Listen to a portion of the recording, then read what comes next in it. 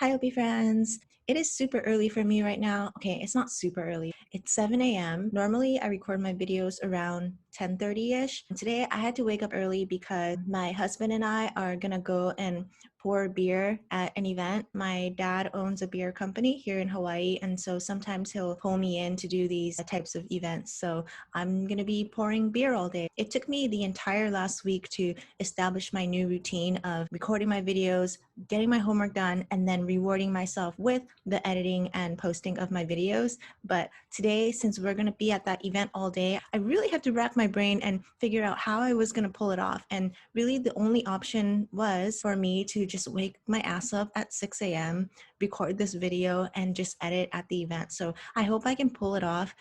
I don't know about other INFPs, but when a wrench gets thrown in, everything just falls apart. Anytime I traveled, my schoolwork and my emails would just pile up and I just didn't know how to handle it. It was just so chaotic. I'm really trying to exercise that muscle, planning ahead of time, adapting to new situations, and trying to get my work done in that way.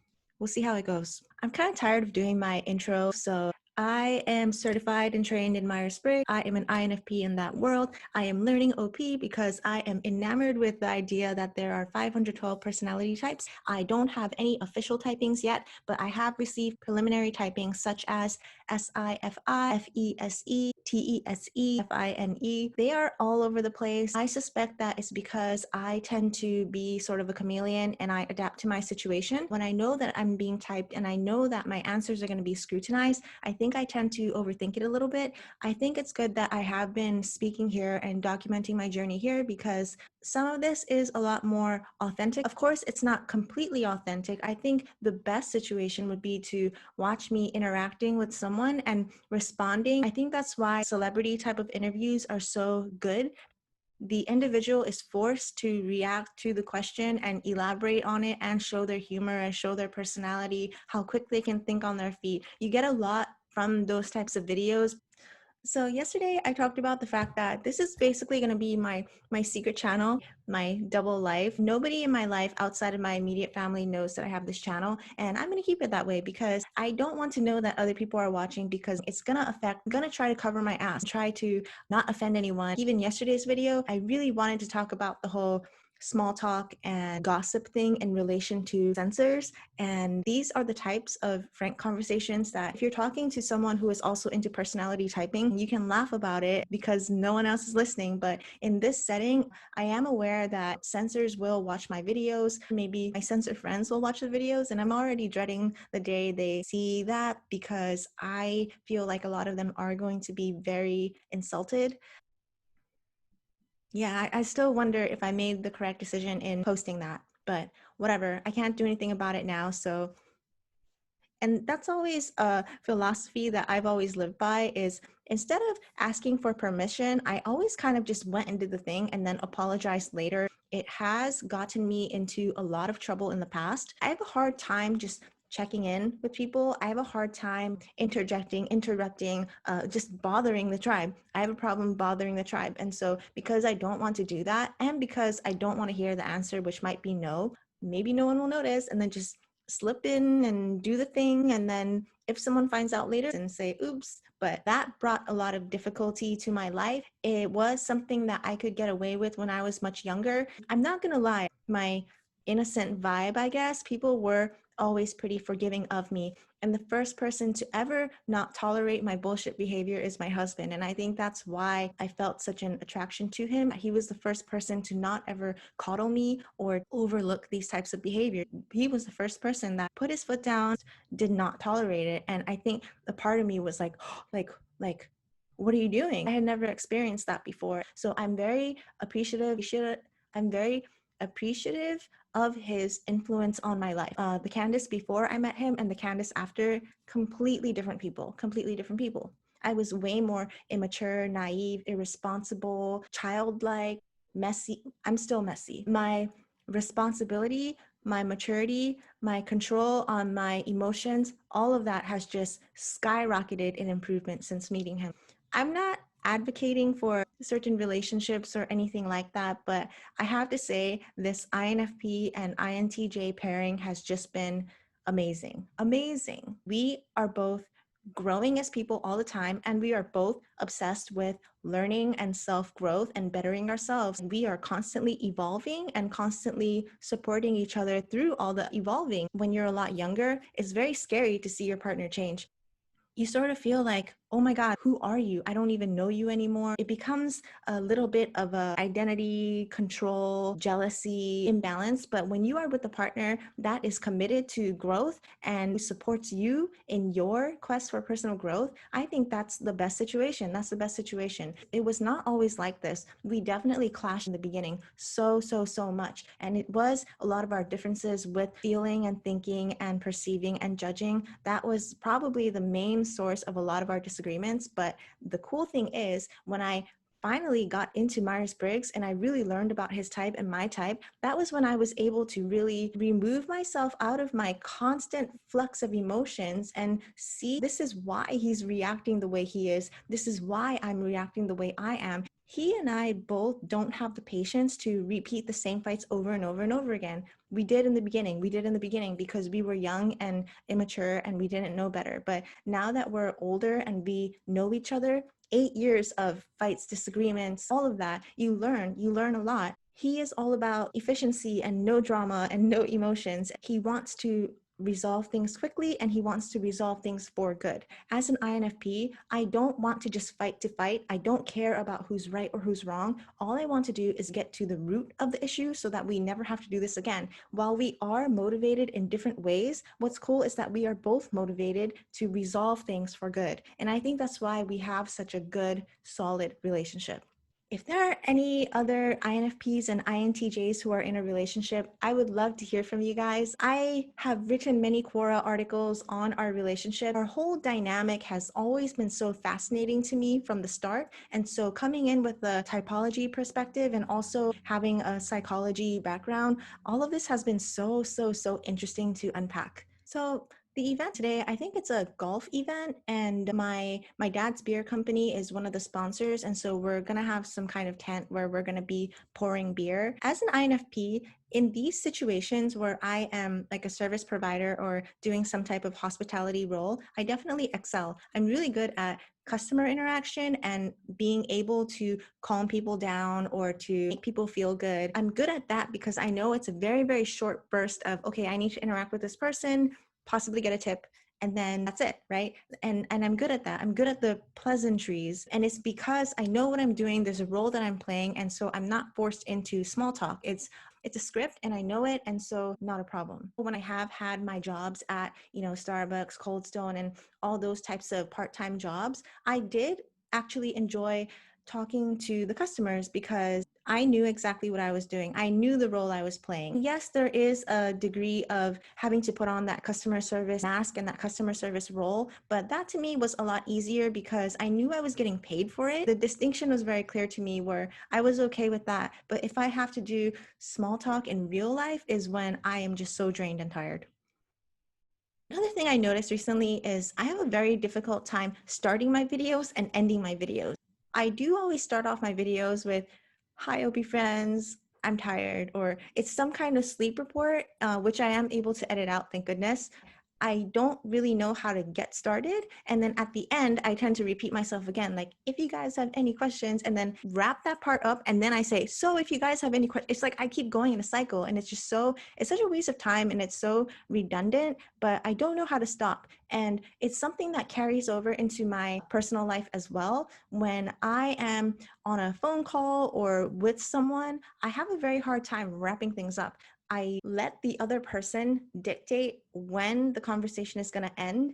And I was never that person who could just interject, like, I gotta go. I always played that passive role and let the other person decide when they were gonna say bye. I am a very good listener. And so if the person keeps talking, I'm gonna keep listening. I just can't help it. I can't help it. I mean, as I've gotten older, I have become a little bit more impatient and I have learned the value of time. I'm a lot better than I was in the past, but it is something that I struggle with where I have a hard time breaking that communication and saying, great, I'll see you later.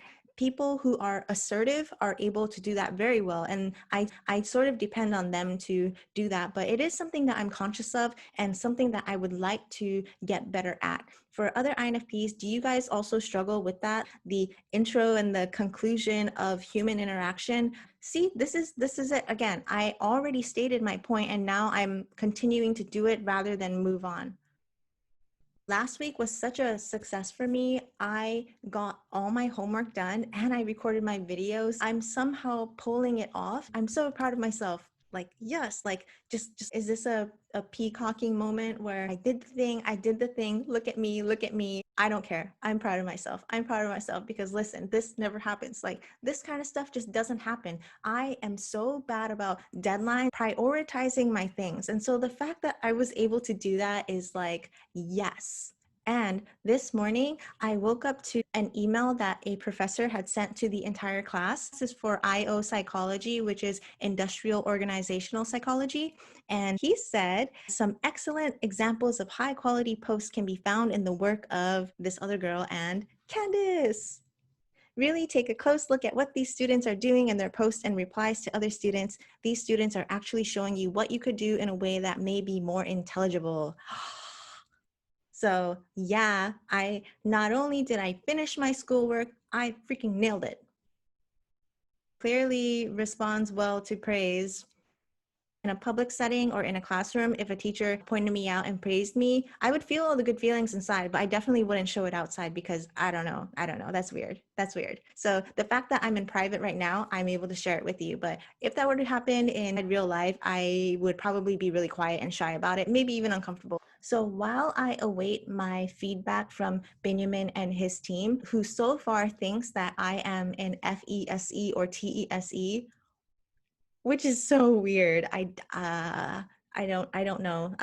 But it was just his first initial run through after watching my video just once. So maybe he'll pick up some more nuggets and change his mind. I'm not sure. I don't see myself as FESE or TESE. That would put me in the same category of people like Chelsea Handler, Tony Robbins, Gary Vaynerchuk, Jim Carrey. I admire them, obviously. They are incredible people who have built their empires and they're wildly successful. Do I think we're similar? I'm not sure. I'm not sure. But again, it's the functions talking, right? It's maybe I do have a savior function that is tribe oriented. Maybe I guess I do have a lot of insecurities and issues where I tend to compare myself, rank myself, create this internal hierarchy in my head of where I lie among people. Maybe I do have a savior tendency for external tribe stuff. I am keeping an open mind to that. I got a little tired of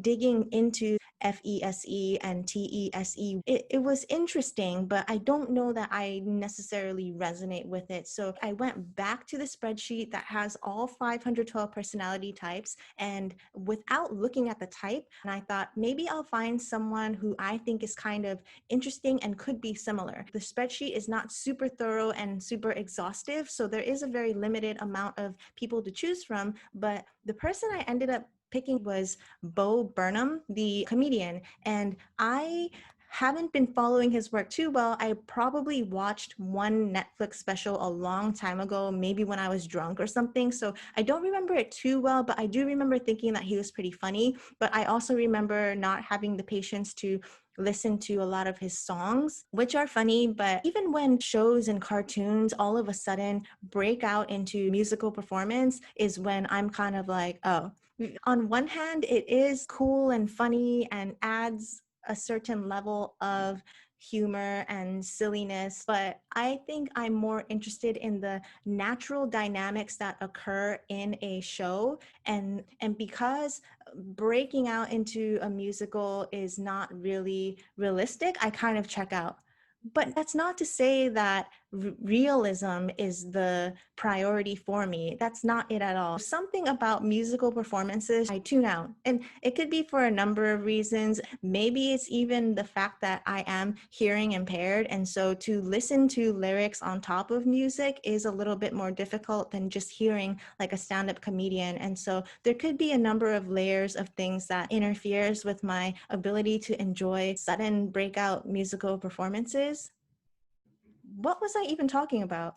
Oh, Bo Burnham. Without looking at his type, I went and started watching his videos, and he is type MMFINE, consume, play, blast, sleep. And first I thought, okay, that's interesting. I happened to pick out an INFP, an OP INFP, not a Myers-Briggs INFP. The more I watched Dave and Shan typing him, the more I kind of eerily thought, maybe we're similar. Maybe we're similar. But I thought the same thing about so many people. I watched Anna Kendrick and I thought that. I watched Aubrey Plaza and I thought that. I watched Tiger Woods and Captain Sully and I said I was like that. What?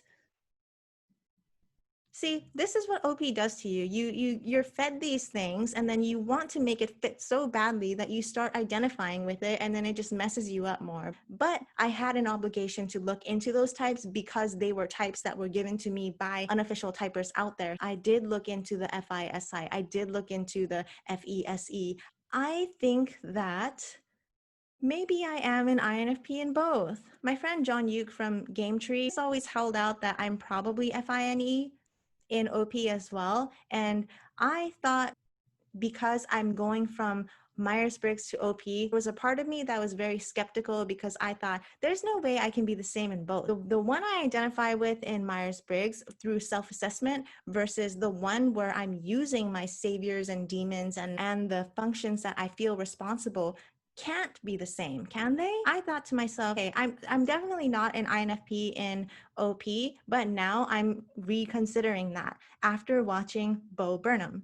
Watching him getting typed was a very interesting experience. He is someone who I feel I can definitely be like if I ripped off the filter and I was just myself. I would say a lot of things that are probably highly offensive to people, but it's just me expressing and me emoting. And there are times where he swings and he gets really, really caught up in his internal world and struggle of himself versus the tribe. That is an ongoing theme in a lot of his interviews and his work. It's really him being super pissed off at the tribe, super pissed off at certain people, and basically even on air, like doing that to certain people. And it's funny because the interviewers are watching that and thinking, oh my God, you can't do that. You can't do that. But he does it and he doesn't care. I have a lot of that in me where I'm so hyper aware of what I'm doing, but I'll do it anyway because my feelings outweigh the situation. What I like about him too is that he is incredibly self-aware. I've said that about myself since day one, is that I've done a lot of the hero's journey work. And I don't say that to brag or anything. It's just all of my own responsibility to myself comes from understanding myself, from understanding my mind, because I've always felt so separate and so alien since I was small. I had to understand myself and I had to understand other people, which is why I'm so fascinated with psychology and why I'm so fascinated with typology. It gave me a roadmap to understanding people. And I can't tell you how much easier my life got once I started looking into Myers-Briggs almost 1, 2, 5, seriously looking into Myers-Briggs maybe 6 to 7 years ago. It really woke me up to the fact that nobody is seeing life the same way that I am. And perhaps I am in the minority, but there are other people like me who think like me. And to be able to discern the differences, not just that there was a difference, but to actually study functions and actually study 16 types and understand that in every situation, it's going to be perceived 16 different ways. That was enormously enlightening for me. And it helped me to remove a lot of that resentment and hate that I had for the tribe because I understood that my mind is very different from other people, and that's okay. Throughout his typing class, they had a bunch of reactions to him. They think he's super funny, but at the same time, they think of him as this likable dopasaur, huh? I mean, whatever, that's a cute name. Maybe if I end up being an FINE and OP, maybe I'll change my channel name to likable dopasaur. I mean, that's cute. But they also talk about how he is basically the opposite of Shan. Shan and someone like Bo with Savior FI would butt heads. When I first started watching Dave and Shan, I also got that feeling, just an internal gut feeling that Shan is someone that I probably wouldn't get along with in real life, And it's because she is such a strong, assertive, domineering personality and very sensory, very sensory. We would probably get along in a sense of our love for personality types and hero's journey, inner work, and all of that stuff. But if you just take the shell of her personality and put me and her type of people in a room, yeah, we probably wouldn't get along. It would be very uncomfortable. The small talk would go over each other's heads, and we would probably just end up sitting there in silence. And that's the initial impression that I got from Shan is I don't think this is someone that I would necessarily get along with in real life. But the difference is I have a lot of respect for her because of what she's doing in OP. And I have a lot of respect for her because she's working on all of her demons and the things that she's not good at. And so she is a much more well-rounded person. She's obviously been exposed to so many types of people. And so she is not the same as someone like her, but not as educated and enlightened. I don't know if I'm making any sense. I also thought it was funny that Bo Burnham tends to take a subject and talk about all the ways it is, all the different ways you could describe it, except to describe the thing itself. And I think that I am like that. I guess I am very colorful with the choice of my descriptions. I always have been. And maybe that's a similarity that we have. He also tends to get really upset when he has to present the logic facts. Me too. I'm always in general idea land. And when someone asks me direct questions, especially in business, which is the world where I come from, when they ask me specifics like, what was your membership count at this year? What is your year over year growth? What is your, see, I'm having a hard time even like thinking of those categories and topics because it's stuff that I just did not ever want to talk about because I'm so bad at it. I'm so bad at managing that, at managing numbers and statistics and things like that. So thank goodness my husband is good at that. So he does get very upset and frustrated when he has to present the logic and facts to the point where he almost braces himself, closes his eyes, and just gets it out aggressively. And I think I'm like that too, where you really have to corner me into talking about facts and logic because I am not comfortable there. I'm more comfortable talking about my emotions, talking about my perceptions, talking about how other people perceive things, basically emotions. Yeah, I'm very aware of emotions. Do I feel them all the time? Not always. I suppress them a lot of the time, but I'm aware of them. I'm very aware of them.